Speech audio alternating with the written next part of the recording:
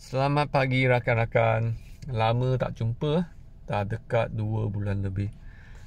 Mengapa? Sebab busy sangat. Busy nak jaga kesihatan, nak jaga family, kerja kan. So hari ni saya ada masa sikit untuk nak berkongsi kereta Mazda CX-5 saya yang dah berusia 6 tahun lebih kan. So kali ini saya dah hantar kereta saya untuk servis dekat Glen Mary, Shah Alam. Untuk mileage berapa? Nampak tak? 57,000. Ya? Tak jauh sangat. Kereta saya dah bergerak tak jauh sangat. Mileage saya tak tinggi sangat. Tapi itulah saya nak berkongsi kos yang terlibat dalam servis kali ni untuk servis center Mazda. Bukan dekat luar, servis center. Saya masih hantar kereta saya ke servis center. Mengapa? Nanti saya buat sikit rumusan. Okay, so saya ada komplain kali ni. Ya, ini adalah komplain yang saya buat atau aduan yang saya buat untuk nak periksa sistem brake, sebab semasa kereta saya berhenti dan mula nak bergerak, biasanya dia akan ada sikit bunyi bising lah. Bunyi bising semasa kita lepaskan brake. Dia akan macam brake tak lepas penuhnya, dia masih ada sikit genggaman. So bunyi dia duk macam tu lah. So bunyi bising dia semakin ketara dalam beberapa bulan ni. So saya risau lah kalau ada isu dengan sistem brake. So saya mengadu, suruh dia orang check sama ada brake tu bermasalah ke atau tak. So selepas buat pemeriksaan, dia orang tak jumpa apa-apa. Dia dah check, dah rounding, dah memandu kereta saya untuk satu masa yang jangka pendek lah untuk nak periksa sistem brake. Dan dia tak jumpa apa-apa. Tapi dia cakap bunyi tu bunyi biasa lah. Tapi brake saya dari segi disc brake ada brake pad lah, bukan disc brake. Brake pad saya dari segi brake dekat belakang tu dah nipis. Kalau tak silap masih tertinggal 2mm. Itu yang apa dia cakap lah, sales advisor cakap. So kali ni tak payah tukar, tapi servis seterusnya disarankan untuk tukar lah. So saya pun bercadang nak tukar pada servis yang akan datang 6 bulan kemudian. Dan kos dia, saya tanya dia, kalau tak silap 300 lebih untuk brake dekat belakang.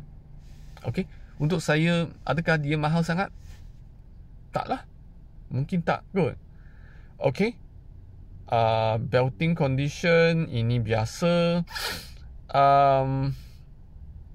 Okay, saya juga ada komplain untuk aircon. Dekat sini, sorry. Ini komplain dekat sini Komplain dekat aircon. Semasa saya hidupkan aircon, dia ada bunyi bising daripada macam blower punya tu. Masa dia bergerak tu ada bunyi geseran macam tu. Yang bunyi yang dia frekuensi tinggi lah, dia sangat tajam lah. Tapi selepas servis dah tak ada lah. So dia orang check, dia cakap tak ada pun. So bunyi yang geseran tu dia bukan ketara sangat, bukan setiap hari dia ada tau. Kadang-kadang selepas saya memandu sejam dia ada, kadang-kadang dia terus ada, kadang-kadang dia tak ada. So service advisor cakap kalau memang bunyi tu dah kuat sangat, dah saya tak boleh terima, dah ketara sangat, blower tu kena tukar. Dan saya tanya dia, berapa kos blower tu? Dia cakap dekat-dekat 300 lebih. Okey lah, nak cakap mahal pun tak mahal sangat kan. Okey, tapi tak apa, saya akan buat pemantauan atau monitor sajalah, pantau sajalah, tengok dia masih ada tak. Okey, dia ada tolong cuci dan vacuum secara percuma. Okey, itu saja untuk komplain. Apa servis yang saya lakukan?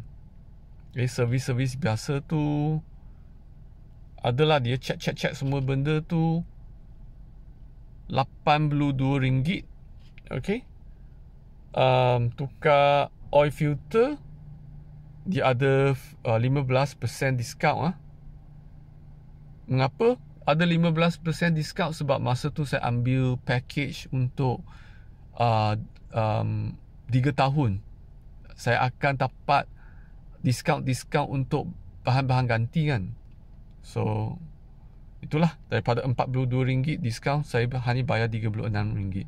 So rakan-rakan yang memiliki Mazda dan warranty tak lepas, mungkin boleh tanya ada program tu tak yang boleh dapat diskaun. Okay. So drain gasket tu pun ada diskaun 15%. Okay. Okay, saya ada minta dia untuk buat alignment balancing dengan buat rotation lah. Sebab tayar saya ni dah dekat setahun, so masa lah untuk saya buat rotation. Jumlah kos dia RM91. Tak terlalu mahal lah. Okay, dan ini akhirnya minyak pelincir Petronas Cintium 5W30. Kos dia RM189. So sebenarnya kali ni saya bayar dekat RM400 lebih, RM400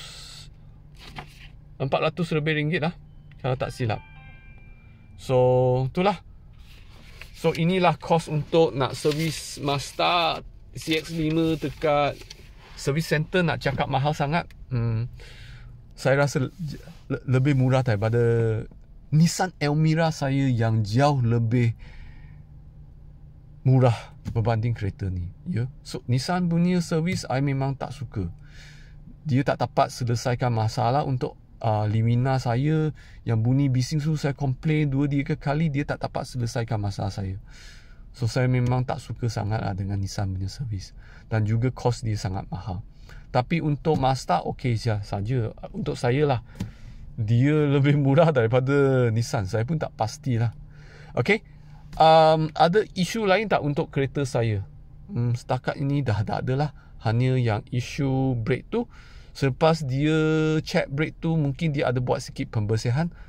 Brake tu dah kurang sikit dah bising dia. Dan aircon dia mungkin, tak tahulah, dia mungkin ada sembur minyak ke atau apa ke.